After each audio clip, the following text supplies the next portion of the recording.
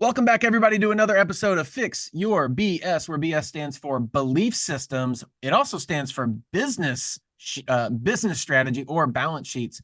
And today I've got somebody on here that I think is going to bring a lot of value to you guys because he's somebody that did something that most people don't do, and that's take the leap into being a business owner. He is somebody that did the nearly impossible, which most people are too scared to do. He jumped into owning his business. He was a personal trainer, and he became the founder and head coach of Preserve Gym, PRSVR Gym. His name's Guillermo, and I'm going to probably mess that up, but Guillermo is a personal health coach who loves to help his clients and finds a way to build a healthy lifestyle and make it a lifelong journey for his clients. He's been in the fitness industry since 2017, started his career working for big box gyms, but in 2018, he was recognized as the #1 personal trainer and said, you know what? I am going to take this on. I'm going to become a business owner myself and teach people how to do what I have done. Guillermo, thanks for being here. Really appreciate you, opening up to my audience to spread the word about not only fitness, but also small business as well. Thank you for having me. I really appreciate it. I'm super excited about this. Yeah, dude, I am too. I'm so excited. So, we had a little conversation for a minute before you got started, talking a little bit about business. You started your business a couple of years ago, and you're transitioning from the person that does the thing, the trainer, to the person that teaches people and how to do the thing, teaches others how to work within his company. So, number one, man, why'd you make that transition? What was the moment that you were like, I'm not going to do this. I'm going to start doing this. I'm going to become the owner. So I realized that if I wanted to make the impact that I wanted to make through this brand and through this company, I couldn't do it on my own. So I realized that I had to take that step because, I mean, nobody else was really going to grow the business for me, you know? And the more and more I went into business, I realized that it was really hard to work in the business and on the business at the same time. So that's when I really just, I had to pull the trigger on that.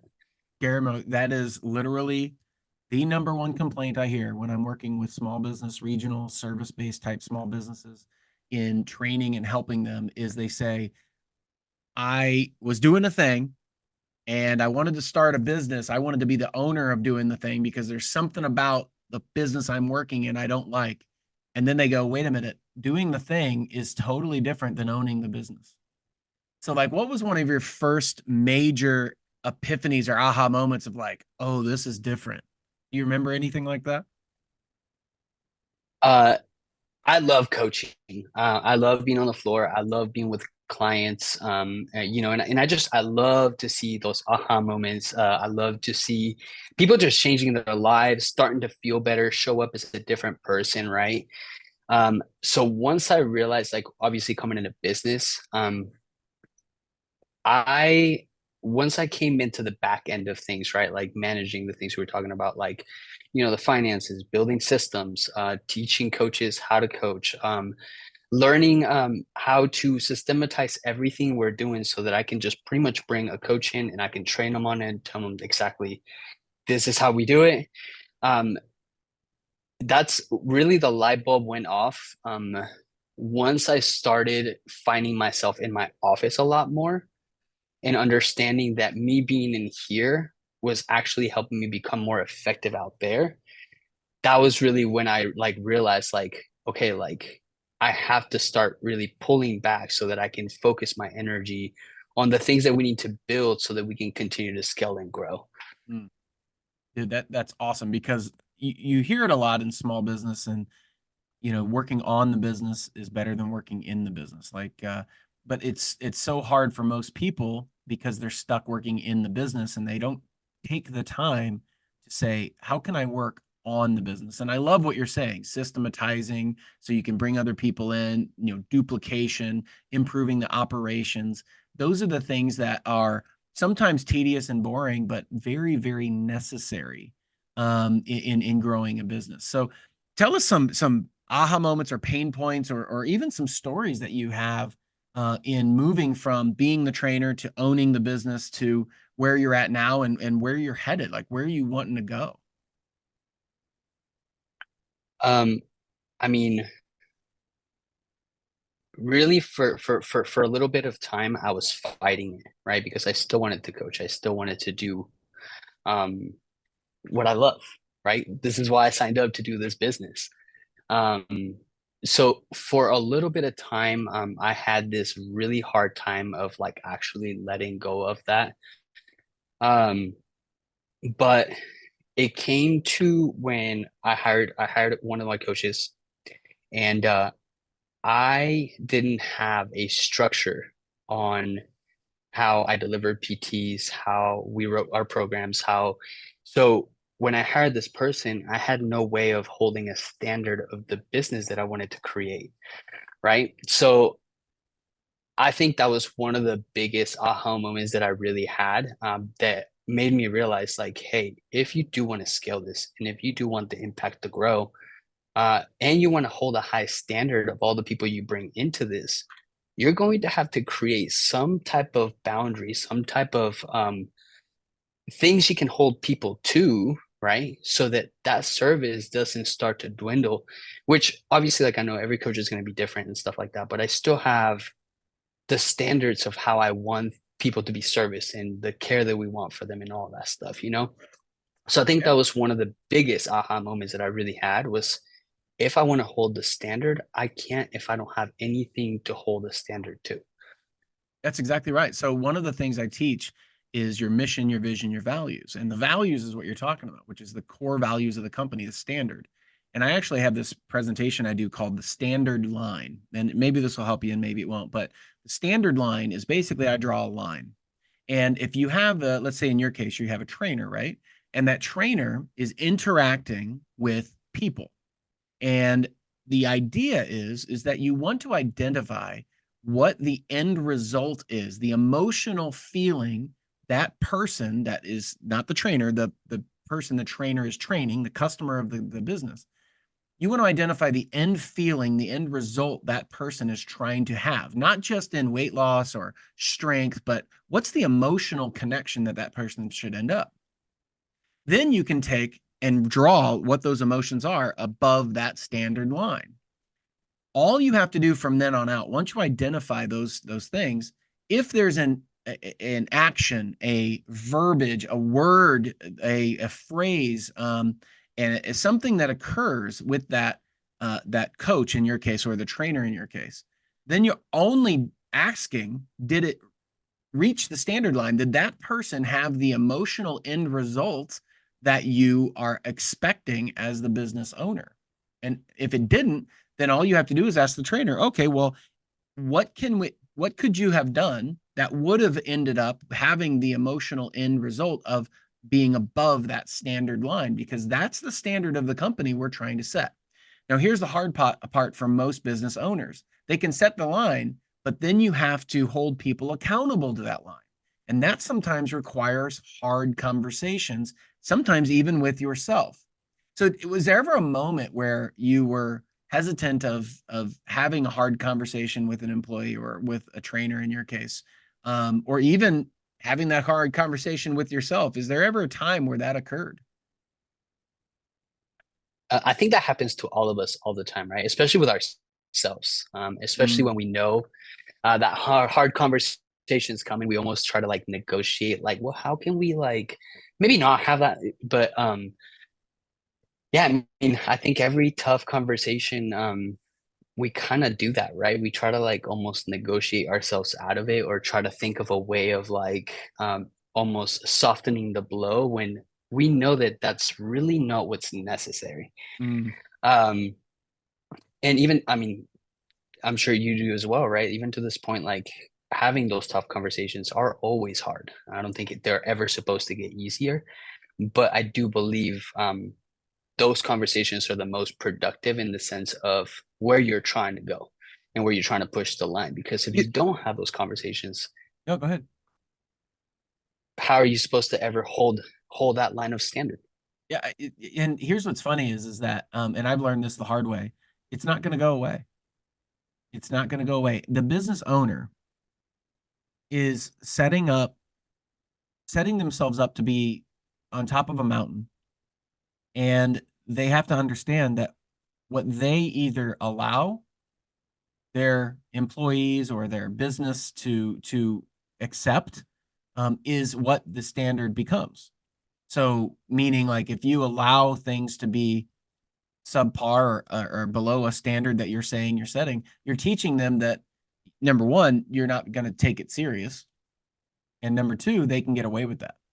And that's one of the hardest things as being a business owner, which is why most businesses in America never get past the 12 employee mark because you have to be able to set that standard, get people to hold to it, and then make sure you maintain that as the company grows. And how do you do that? Well, you become better and you hire people that are better and you continue to keep the mission of the company in mind while you're implementing the standards of the company. So, um, tell us like where are you headed? What's the goal that you have, man? Like how big do you want to get? What's the end result for you that you're looking to grow your business to?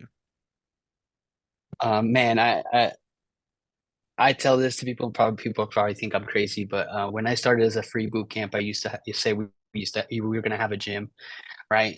But now the way I look at it, man, is I really want this logo to be recognized worldwide as a logo that you can go to if you're looking for growth. Mm, Somewhere where you're looking to improve your overall health.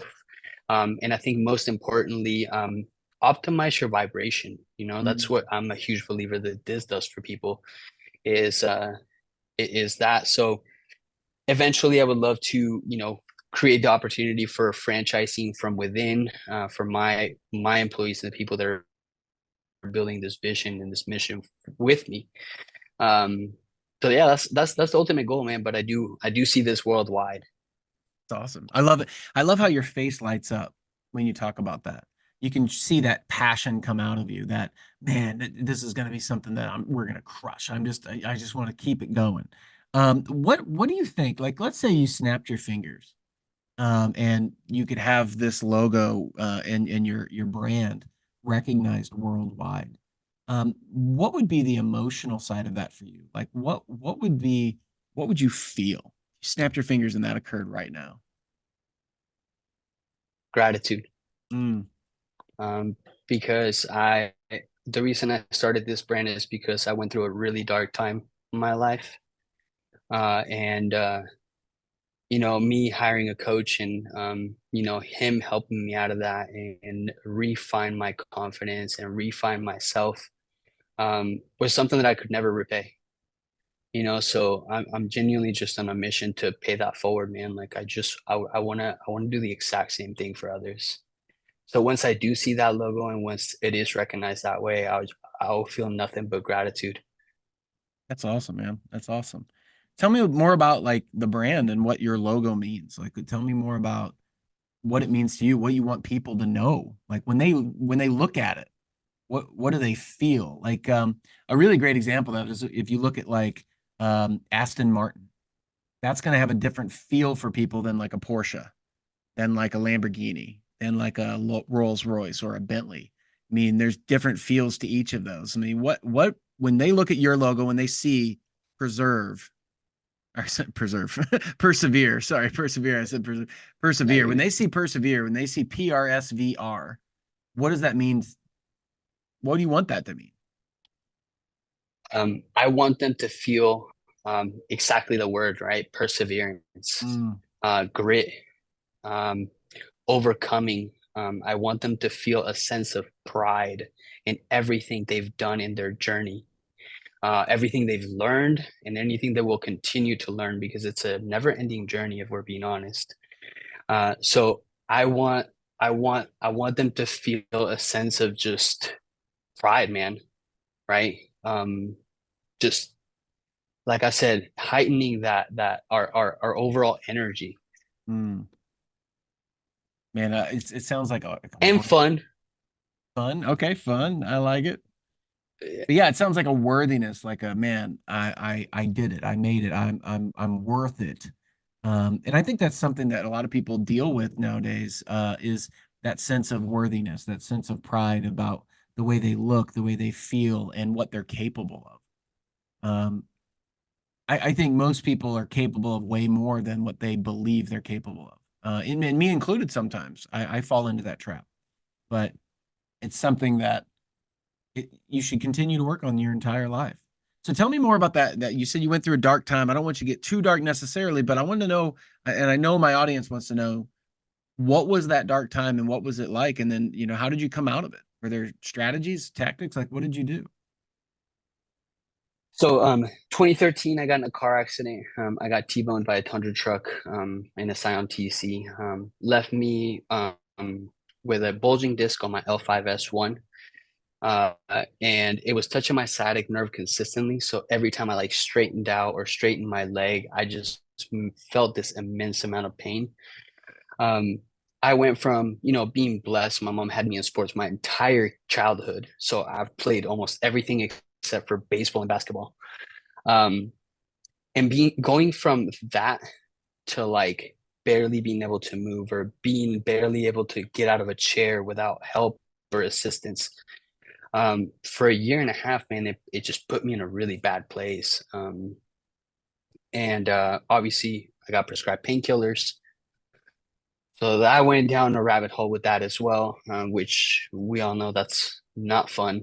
Um, but yeah, like I said, that happened in 2013.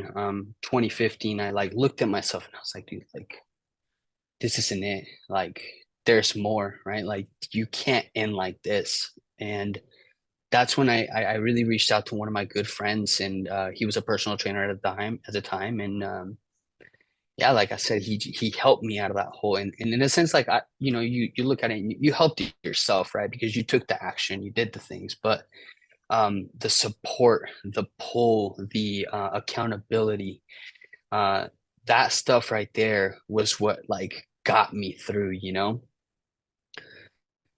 That's awesome, man. That's an amazing story for a couple reasons. Number one, a lot of times, people don't come back from being on those strong meds. Um, I own a regenerative medicine clinic. I'm actually a chiropractor. I started out as a chiropractor and turned into more of a business entrepreneur type person. But that's one of the most painful things you can have is when you have a disc issue hitting a nerve. People don't realize it until they experience something like that. Shoots down your leg, you can't move your core, and a lot of times people end up seeking meds to get well, but what they're doing is they're covering up the pain, and they don't realize that, and then they have to get on stronger meds, and then they become addicted to them. And that's a path that a lot of people go down. I mean, there's over 100,000 Americans overdosing on prescribed meds every year for pain. That's unacceptable. That's why are we doing that when there's a functional problem? And so it's so cool that you went from that side of it to I'm going to become a trainer. I'm going to start a business to help others and train to become stronger so they're less likely to deal with that type of issue. So congratulations, man. That's awesome. Thank you. And it's more the self-esteem aspect, right? I think Mm, that's my biggest focus with all of our members, man, because it's cool to lose the weight, it's cool to gain the muscle, man, but there's nothing more rewarding than being proud of you, right? Like having that sense of like I'm keeping promises to me, right? And continuing to build that. I genuinely believe that that is one of the main factors of why people don't go after things, right? It's because they've never worked at building that self-confidence little by little. mm. So I, that's my biggest focus. I love that you said that. Self-confidence being built little by little. It's making a promise to yourself, or it's making a a goal and saying, I'm going to stick with this and do the little things because the little things add up to big things. I love that, man. Because that's how self-confidence is built. It's built by that little action, little action, little action. Then you gain that self-confidence and you have self-control. And man, the respect that you have for yourself at that point. That's That's where it. that worthiness and that pride and man, I respect me. That's awesome. Nothing more powerful than that. Nothing more Is powerful there than that. anything that people listening to this could do that any strategies that you've put into place to gain that worthiness, that self-empowerment? I think my biggest thing is, like we just said, right? Keeping promises. But one thing that I always try to tell people, especially when it comes to starting, is try to make the promises small and then make them bigger from there, right? Because I think sometimes people try to, they never worked out or they haven't worked out in years. And they're like, you know what? I'm going to work out 6 days a week and I'm going to eat perfectly and I'm going to do this instead of just saying, you know what? I'm going to walk 4 days a week this week, Mm, right? And then keeping those promises. And the next week's like, okay, I got all four. Let's go to five, mm. right? And just little by little chipping away in a way where like it's not unrealistic, it's attainable, but it is challenging you out of your comfort zone. And again, you're starting to put I like to say a dollar into your confidence bank, right? It's like, okay, I did that. I did that. So I think that's one of the biggest tools that helps me and a lot of our members, right? Is we always try to meet them where they're at. And from there, we progress them little by little in a way where it's like it's attainable. Yeah. And, And and that's like that is so huge. There's some people out there like Tony Robbins. He talks about the opposite of that. He talks about make a decision and take massive action. Go home and rip all the junk food out of your house and da, da, da. I don't agree with that. I don't think that's sustainable for most people. Because what you're trying to do is you're trying to change who you are. And what we mean by that is your actions, your automatic habits that you automatically default to. The only way to change those is to start taking new automatic default habits. But if you do too many of them at one time, it's like a shock to your system. Your body can't handle it. You have this massive big workout and then you are sore so bad that you can barely walk. Well, that's not helping anybody. Like you want to go, how can I do a little bit more today than I did yesterday? I always say that yes, the three habits are the three things to become healthy. And if you want to lose weight, if you want to get stronger, if you want to become, somebody that is more self-confident, it's drink nothing but water. It's eat foods that are as natural as possible, and it's do more activity today than you did yesterday. It's really that simple. Now, that doesn't mean that you should just drop anything that if you're drinking 12 cans of soda a day and you go to nothing but water, that's gonna be too much. So what about 11 cans? How about just drop one of them or two of them off? How about we do that for a week and we slowly become yeah. somebody who doesn't drink soda anymore over time? That's really what you're talking about, isn't it, Guillermo? 100%. And you just said it. It's not about just achieving something. It's about who you're becoming in the process of achieving that thing, right? So I think when people try to go too far or too quick, right, they never get the process of becoming somebody different, right? Like you just said, like becoming somebody that doesn't drink soda anymore doesn't just happen over cutting soda off completely, right? It's like drinking less and less and less. And then eventually you're just not drinking it, All right. and You're you don't drinking even like crave it coffee. anymore because you've created this person that doesn't drink soda anymore. Yeah. Then I always ask this question to people when we talk about like your beingness and who you are and self-worth and all of this confidence stuff that we're talking about is let's say you walked up to somebody like I don't know if you smoke or not, but let's just say do you smoke, Guillermo? I don't know, do you at all? Okay, you don't. No, I figured absolutely. in the fitness world you probably don't, but so let's say I walked up to you and I said, "Hey, Guillermo, you want a cigarette?" What would your response be? I'm not a smoker. You're not a smoker. Yeah, you wouldn't go, I don't know, maybe. Well, no, no. You'd say, I'm I've not a been trying smoker. to quit. Yeah, right. That's what some people say. Well, I'm trying to quit. Well, it's been 13 days since I've had my last one. Well, the point with that is that you identify as someone that's not a smoker. That's who you are. I don't smoke. That's not something I do. I don't get any enjoyment out of it. Doesn't do anything good for me. I just don't do it. And that's how a lot of people react or think about when they think about like fast food.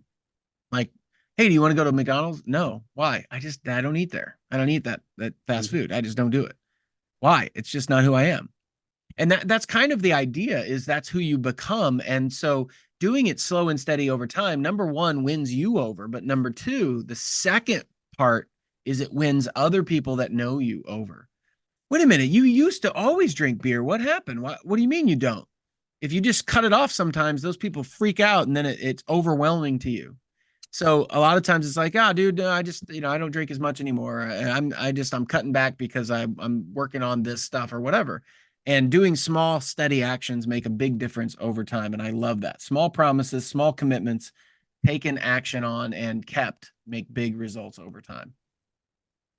And I also want to piggyback on what you just said too. You never know who you can inspire through that as well, right? Like you just said that your circle of influence and people seeing you do it that way. They're like, well, dude, if he did it that way, like maybe I can start chipping away little by little, right? And now that journey became more not just about you, it's about everybody around you. I talk about that all the time, man. Play the long game. Play the long game. You know, the overnight successes happen over years. Don't try to do everything today. Just be content, grateful about today, and keep your mind on the goals that you're looking to achieve. And then say, you know, what little things can I change today to make a bigger difference tomorrow? And if you make 100 days of little changes, your life is massively different, and it didn't feel any different. Yep, 100%. That's awesome, man.